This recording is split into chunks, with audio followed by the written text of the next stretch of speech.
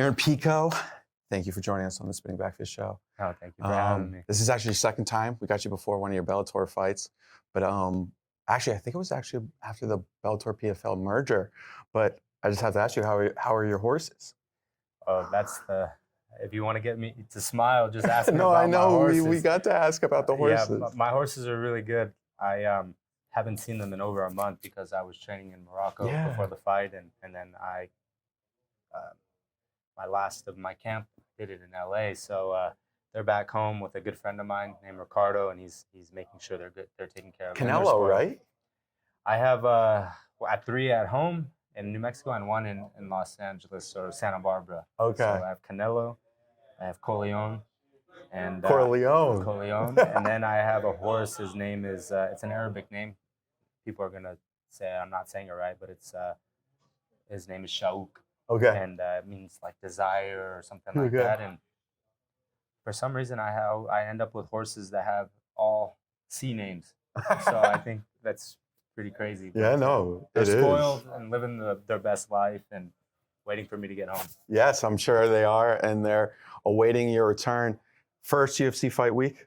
How does it feel? It feels really good. I'm just so like amazed on how everything is running so smoothly. It's just there's more press and more interviews, but it just seems like everybody does their job. It's a well-oiled machine, and it doesn't feel like I'm really working, to be honest with you. So I'm really honored to be here, and can't wait to fight on Saturday. And obviously, you've kind of had a whirlwind of the past month or two with your original fight being postponed or canceled and then getting this one. How has it been cutting weight? Has the weight been good?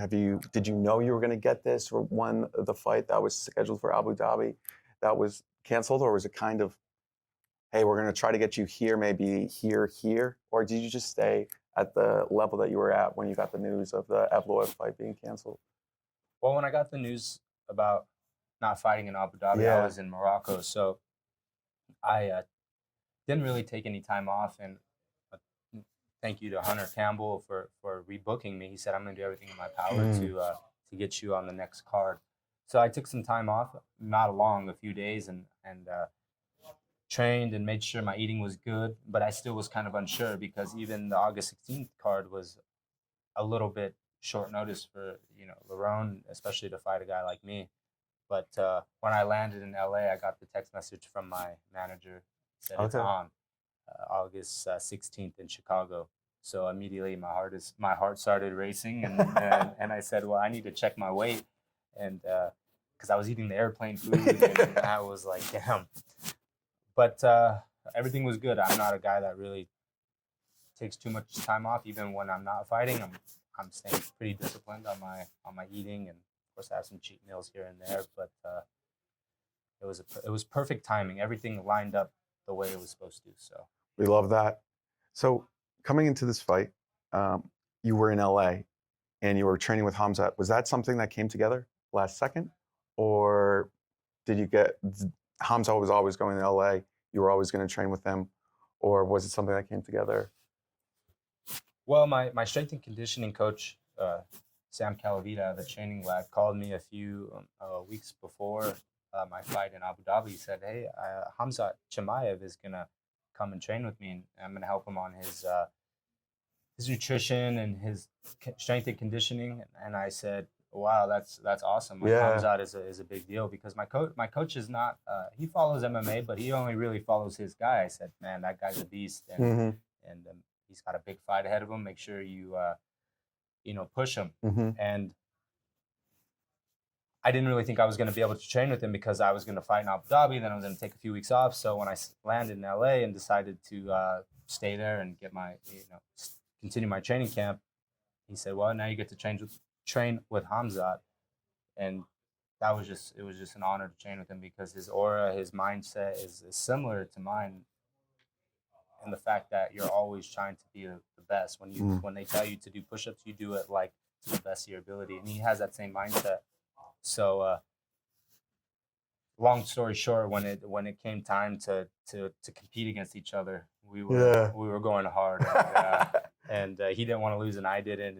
And it was a lot of fun. Those photos were awesome outside the garage, all over. It was awesome to see them as fans. And one thing I want to do say is that what you see him on the camera and he's doing what Hamza does and people are scared of him. He's really one of the nicest humans that I've ever met. That's so awesome. Kind and respectful to everybody. If people want to take a picture with him, he's not bothered. He said, "Let's take one." If somebody says, "Can we redo it?" Yeah, he's a gentleman and very kind, and I thought that was really cool. And I have a lot more respect for him after seeing that. It's fascinating listening to your coach, the strength and conditioning coach, talk about training the nervous system. Mm-hmm. Something as fans like myself, I guess you think cardio, but it's so much deeper than that. Is that something that you guys have focused in on in different ways? Like it's not just, oh, you go on a run and then it's fascinating how strength and conditioning has evolved from just be like, oh, just go run. But now it's like there's certain things, train the nervous system, train this. Has that really helped you elevate your game to the next level? I mean, your cardio's always been really, really good. Yeah, my cardio has. I've never had an issue with that, but there's always one step above. Yeah. And being with Coach Cal, he shows you what it's like to. You're talking about the nervous system. It's one thing to be able to shock the nervous system, and then being able to make the right decision while you're tired. And being tired can make a coward out of all of us. Yeah. And I don't care who you are. When you're tired, you make really bad decisions. Mm. And it's being able to be fatigued and being able to make the right decision while you're tired. And I think he stresses that and the importance of it. So when we are in a 3-round fight and you need to get a takedown and you're tired, but you've been in that situation as best as you can, the simulation in the garage is as close as you can get to that. So, I'm very fortunate to have him on my team, and I don't want any featherweights working with him. We'll make sure he hears that. He's my secret weapon. We'll clip that out. For sure. We should tell UFC, don't put him on embedded. Like He's already been on. Yeah, I know. I'm very fortunate. Him and I have been working since 2017. So I've been with him a long time. So if there's anybody that's a potential threat, they're not going to be welcomed at That's the gym. awesome. Not because he doesn't like them. It's just we've been really loyal to each other for many years, and he's my secret weapon. And before you go, I've asked every fighter this: what was your first job? It could be part-time, it could be full-time. First job. We heard from Kyle Sakura, it was McDonald's. Michael Venom Page was IKEA. Well, I feel honestly, I've never had a normal job. Got it. Okay. I've always. Did you ever pick up anything part-time? No, never. But one thing I always tell people, if